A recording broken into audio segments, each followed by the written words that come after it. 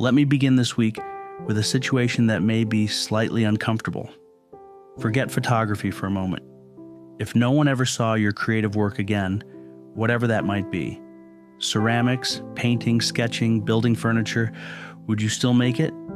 Honestly, would you? I asked myself this question this week.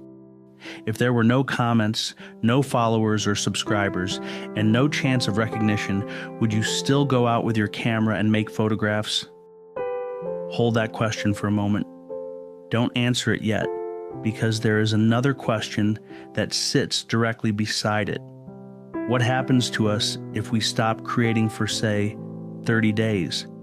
Not what happens to our channel, our website, or our portfolio. I want to know, what happens to us?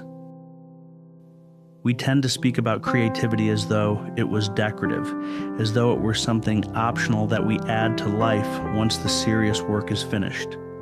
I am not even remotely convinced that is accurate. It seems to me that the act of creating functions more like a pressure valve. We move through the world collecting experience, friction, disappointment, curiosity, moments of beauty that do not have anywhere to go. When all that remains internal, it accumulates. It becomes weight. It's real. When we create, our brains shift into action.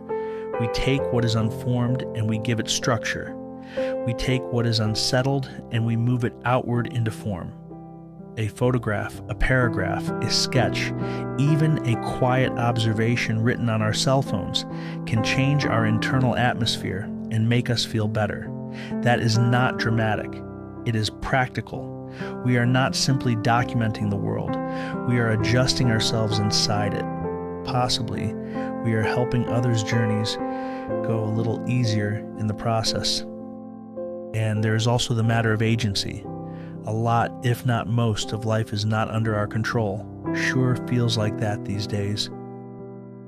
Conditions change, people behave unpredictably, opportunities come and go, but inside our artistic, our creative frame, we regain a small territory of authenticity and authorship. We decide where to stand, what to include, what to exclude, and when the moment feels right enough to press the shutter. Yes, pressing the shutter is an act of creation. That small field of choice reminds us that we are not merely reacting to life. We are shaping something within it for ourselves and for others. Now let me return to the first question. If no one ever saw our work again, would we still make it? If the honest answer is no, then we have learned something important. It suggests that the audience has become our primary driver. And while there is nothing wrong with wanting to be seen, creativity becomes fragile when it depends entirely on response.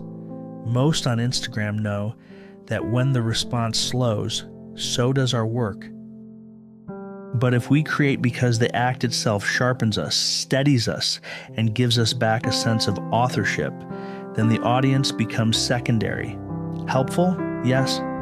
Encouraging? Mostly. But in reality, we cannot prioritize our audience over the essential function of our artistic creativity. Now the second question, what happens if we stop creating for 30 days? In my experience, nothing dramatic occurs at first. We simply become a little less attentive. We walk past scenes we once would have noticed. We experience light without wondering how it might translate into form.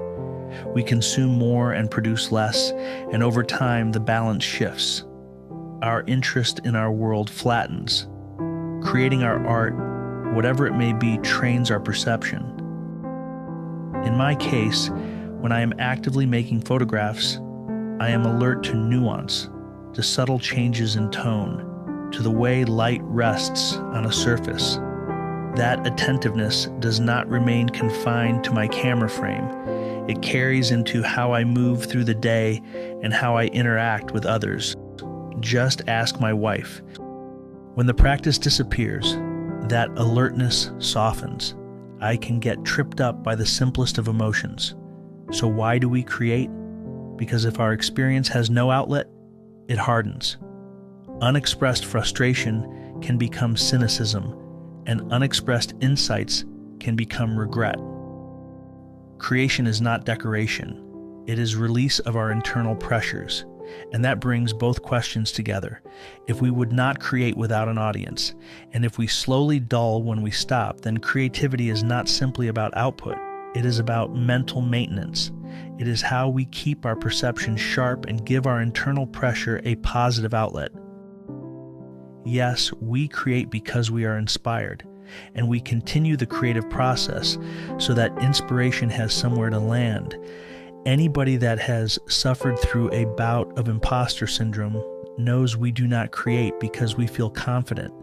We create so that confidence has a chance to grow through our repetition and practice. I'm Ken Evans, a photographer from the Mid-Atlantic. Each week I make videos about the intersection of my photography and life. Thanks for being here. It really does mean the world to me.